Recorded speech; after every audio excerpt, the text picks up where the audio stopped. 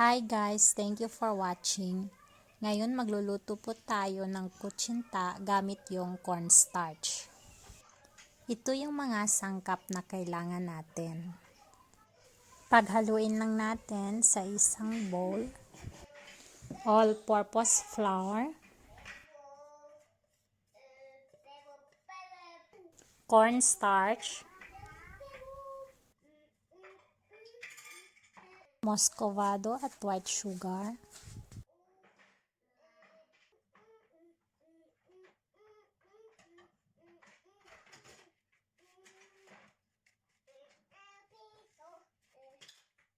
ngayon ilagay na natin yung water.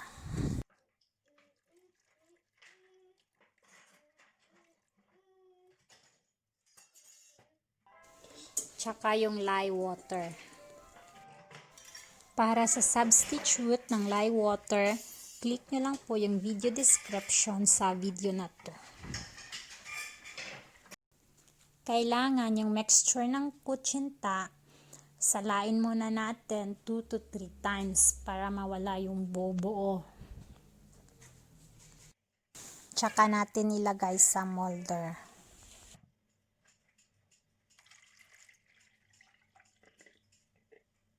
Ngayon, lalagyan ko lang ng mga 3 tablespoon yung moulder. Dagdag lang po kayo kapag gusto nyo na medyo makapal yung kutsinta.